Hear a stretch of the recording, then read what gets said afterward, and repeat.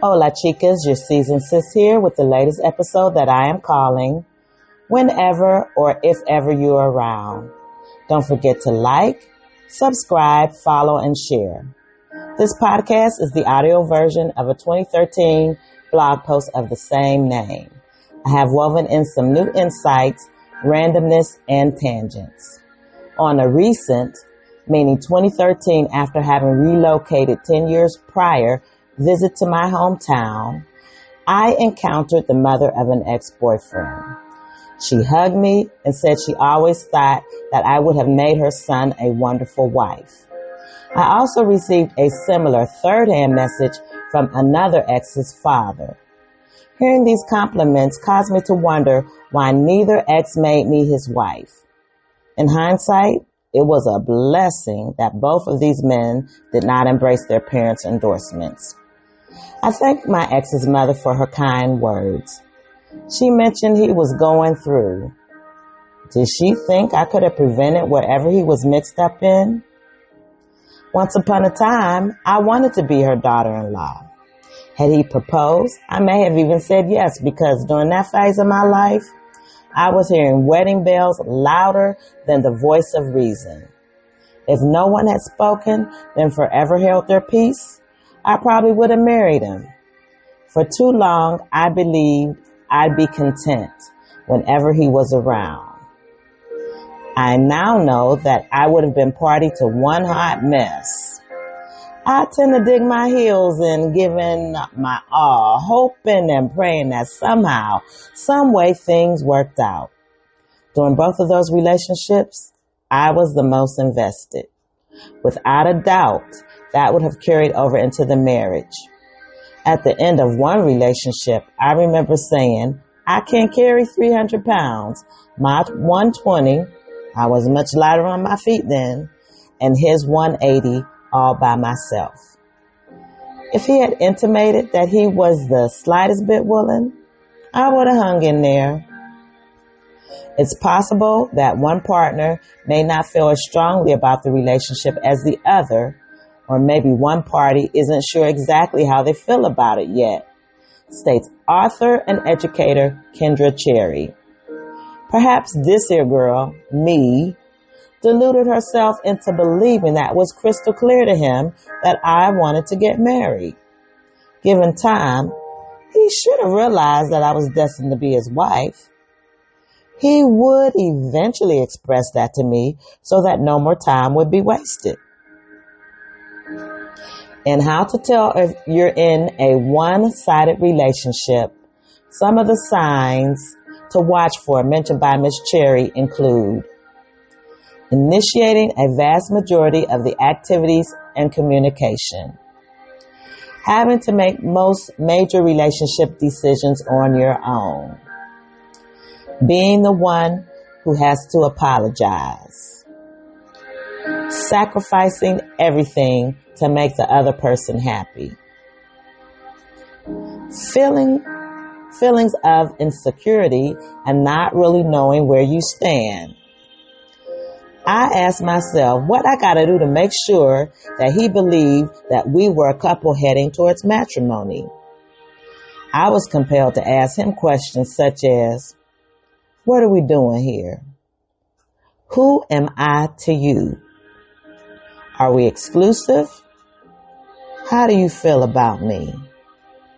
What does it mean when you say that you love me? Whenever he wasn't around, I filled in the blanks to explain why we didn't spend time together or why he couldn't or wouldn't make a lifelong commitment to me. There was no question in my mind that I was his bride-to-be. I never got answers that made me certain that he was my groom. Continuing the list of signs. Poor communication, imbalanced financial contributions, making excuses. If anyone asked me why he wasn't around, I conjured up excuses for him so that he wouldn't look bad in other people's eyes. He works a lot. He is still healing from a past hurt. Other people interfered in our relationship. Sometimes it felt like my relationships were frozen hourglasses. He was the nearly full top half. I was the scant grains of sand on the bottom half. In the 2021 article, How Do You Know You're in a One-Sided Relationship? From clevelandclinic.org, clinical psychologist Scott Bea, doctor of psychology, states, while friendships can be unsatisfying or we can feel the lack of balance, they're not as penalizing as when we're connected in a partnership or in some romantic way. There we start to have shared ideas, objectives, paths, values, and destinations. And so that can become more painful with higher stakes also. Dr. Bea goes on to say, it's tempting to view one-sided relationships as nefarious, born out of someone being willfully ignorant or just plain rude. However, not everyone naturally knows how to be a good friend or good partner. Some might have a gifted capacity for being balanced in relationships without training, but many of us won't. Now I can offer grace to my exes. Perhaps they never saw any balanced relationships in their families of origin. I am also giving myself a smidgen of grace for the times I contributed to the lopsidedness of relationships. People have this idea that everybody ought to be equivalent in their skills, says Dr. Bea. However, we are all born with different brains. Some brains may be designed in ways that incline them to be really good communicators and teammates. Others are perhaps born without those traits. In other words, blame it on the brain. Why does this bring Milli Vanilli to mind? According to April Eldermeyer, licensed marriage and family therapist, in 7 Signs of Being in a One-Sided Relationship, now might also be a good time to ask yourself honestly whether you're the one dropping the ball on your partnership and your relationship.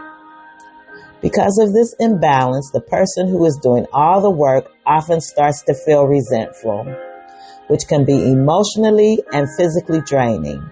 If you think that your relationship may be one-sided, it's important to look at whether or not both parties are equally invested in the relationship. 2 people playing the name game. This was not solitaire, even though sometimes it felt like it. Because my relationships lacked a solid foundation, they disintegrated.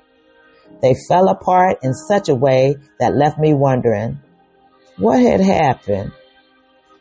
I would have preferred that there was closure or at least a kiss and say goodbye moment. There was no neat package tied with a bow. It's important to get clear with yourself about whether your relationship meets your needs and aligns with your values. Because here's the reality. Some of us are willing to subordinate or disregard what's truly important to us because we're afraid of creating conflict or rocking the boat. But we often fail to realize that by disregarding our deepest needs, we create inner turmoil that can bleed into and corrupt our interactions with our partner. In other words, we end up creating exactly what we try to avoid. To that, Miss Edelmeyer, I say amen. Whenever You're Around by Jill Scott was written long after my relationships failed, yet it was apropos. My connection to what Jilly from Philly sang qualified me for a lyricist credit. The line that rings most true in this instance was, but I ain't scared if I'm going to be the only one participating in it. Making me smile, saying what I want to hear, and the sweet things in my ear, causing me to ignore that I was lonely whenever you're around. When I had been bitten by the love bug, I forgot that he was often missing in action, kept me at arm's reach, and left me feeling like I was the only one participating. Seems like I'm always alone and I'm tired. Didn't keep me from wanting him to be around forever. They could physically be in the room sitting right next to you, but you can still feel alone because you're not being emotionally seen and taken care of. This comment from relationship coach Julie Nguyen in Are You in a One-Sided Relationship? Why it happens and how to fix it also rang true to me. The most important thing is how your relationship makes you feel. A loving, equitable relationship with shared values and commitment should make you feel safe, loved, confident, connected, understood, and secure, says Amy Mazulis, PhD, co-founder and Chief Clinical Officer of June. This was quoted in How to Tell If You're in a One-Sided Relationship, Red Flags to Watch Out For, and How to Respond from verywellmind.com, written in 2023. If I had to choose one word to describe those failed relationships, it would be limbo. I hate limbo. Like with the dance, the bar/expectation continues to be lowered and one has to contort to get under. Under, not over. I prefer to stand taller and walk straight, thank you. In life and love, I knew there would be uncertainties, but I felt that our chances were better if we both knew that we could rise above anything because our love was strong. The video clip of my future would have been a depressed, burdened, struggling woman with a husband nonetheless, but unhappy and unfulfilled. A stoop-shouldered, lopsided pack mule from carrying the load solo. I never sensed an ounce of urgency from him when things were heading south. Not once did he inquire, what must I do or how can I keep us going? No promise that he'd be around. The problem with any one-sided relationship is that it can be draining and difficult to sustain over the long haul. In the wedding ceremony, the officiant states, for better or worse, in sickness and health, for richer or poorer. Optimist that I was, I looked forward to the good stuff and assumed that he would morph into that long-haul brother when the road got rocky.